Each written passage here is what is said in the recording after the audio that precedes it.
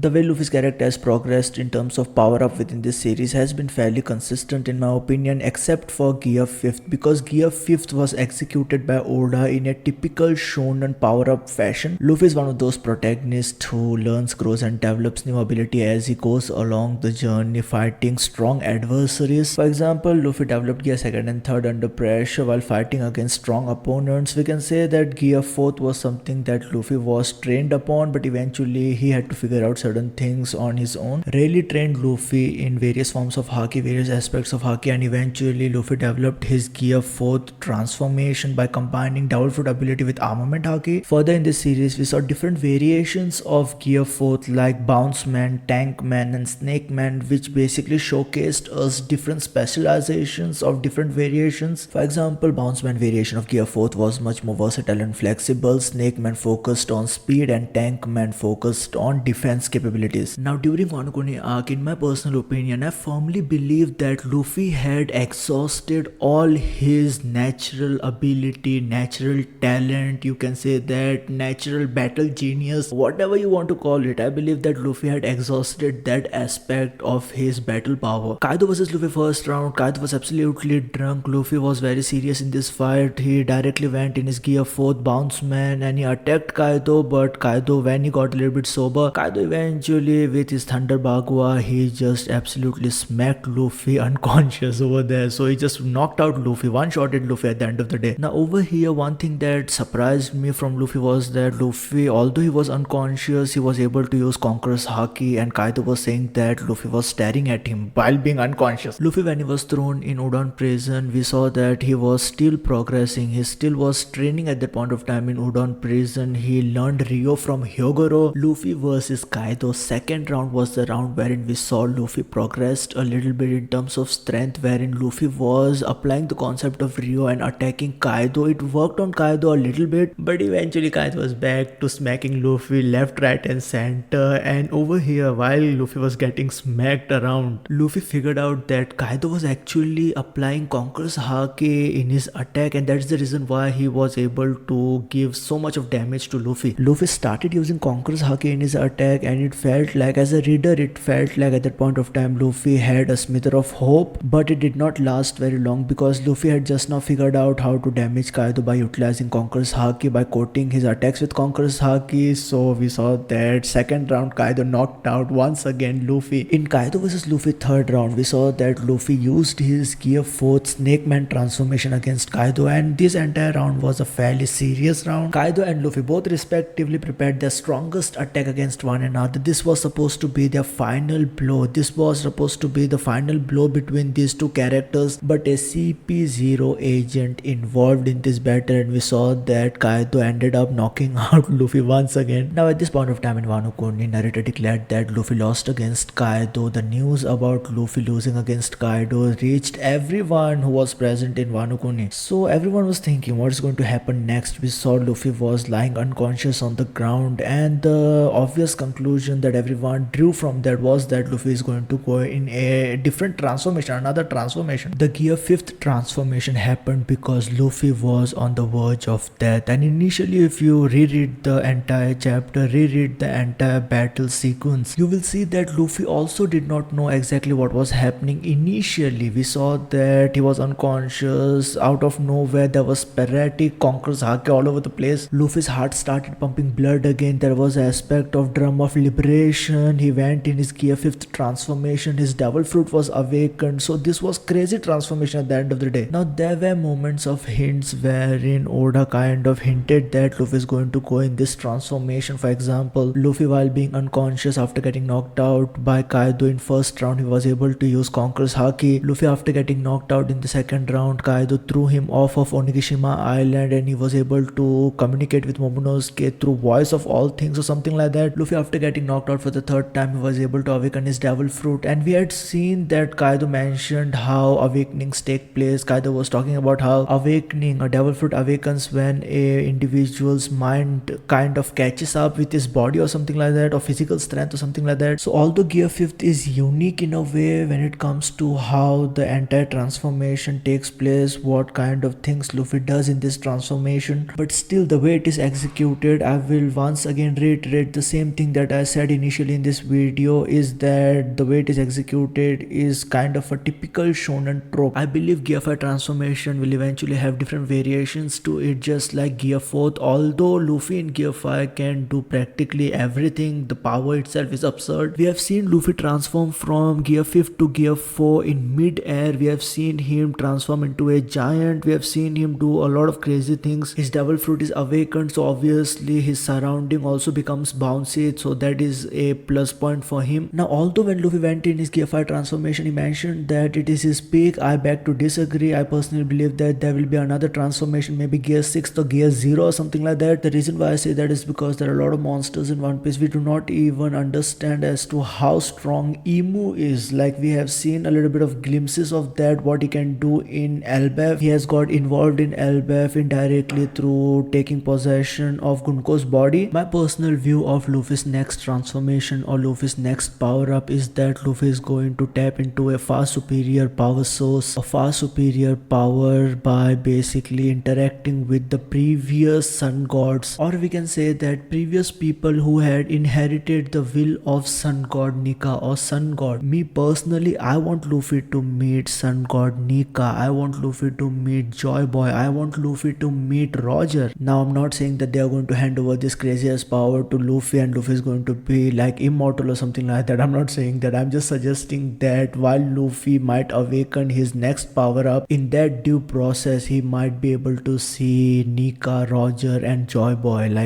like previous inherited wills of Sun God Nika, something like that. This entire idea makes somewhat of a sense to me because in the final moments of Roger and Rayleigh, Roger told Rayleigh that he's not going to die. He specifically said, or I believe that I recall that he said something like, I'm not going to die partner or something like that. We know Joyboy made a promise to then Princess of Fishman Island that he's going to come back and he was apologizing for something, right? The entire narrative of Sun God Nika, the way he brings smile on people's faces, the way he personifies freedom, the entire concept of Sun God Nika has built up to a fateful day, a fateful moment. We know what happened in the first stage, second stage, third stage. So we know Emu and the current generation Sun God Nika are about to face against one another. So that is already decided. That is something that is going to happen in this series. Now, I'm not saying that Joyboy was a previous user of Hitoitonomi model Sun God Nika or Joyboy had consumed that specific devil fruit. We know that Roger had not consumed any devil fruit. You don't need to be blood related or consume a certain kind of devil fruit to inherit someone's will. I think that Oda or this series has consistently built upon this entire thing. Although on a second thought, it is crazy that Luffy had this unique devil fruit, which is Hitoitonomi model Sun God Nika, plus Luffy is from D clan. Now we can say that this entire ability awakened because of the way Luffy is. If somebody else would have consumed this devil fruit, the awakening would have not taken place. Luffy, because he is that kind of a character, that is the reason why this entire devil fruit awakened within Luffy. Plus we learned that Zone devil fruits have soul of their own. We have seen Zone devil fruits ability being utilized on an inanimate object. Goro says when they were describing about Luffy's devil fruit, they talked about how this is the most ridiculous power in the world. Plus they were talking about how this particular devil fruit was trying to escape from them or something like that. The entire thing is weird. The devil fruit itself is very weird. What is even a Hitohitonomi, man? Like, what the hell is going on over here? We have seen only 3 type of devil fruit like that. One Chopper has consumed, another one Sengoku has consumed, and Luffy has consumed one. So in my personal opinion, although in recent arcs we are focusing very heavily on Haki, more specifically Conqueror's Haki. For example, in Wano Kuni arc, we first time got to understand how Conqueror's Haki can be used in attacks. In Naked Island arc, the ancient giant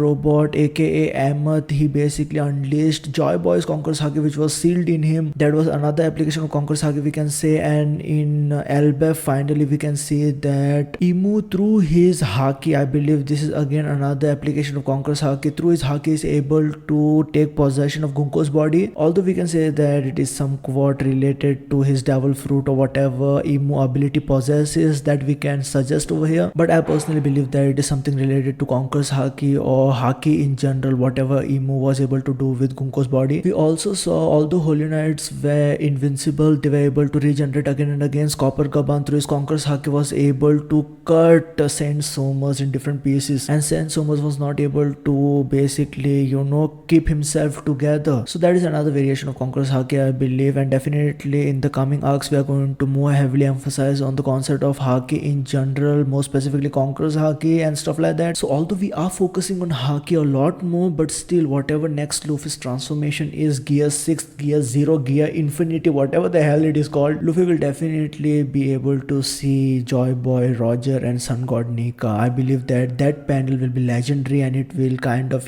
shake the entire One Piece community. This idea was somewhat inspired by Katakyo Hitman Reborn, wherein the main protagonist Suna was able to see the previous leaders of the Mafia family. So that is something I just saw on Twitter, Hitman Reborn's poster. So that is something that I remembered of Hitman Reborn. So I thought that maybe I'll just make a video on similar lines for One Piece. So this is it from my side. If you enjoyed the video, definitely do give this video a thumbs up. It will help me out a lot. Thank you for watching. Have a blessed day. Bye bye.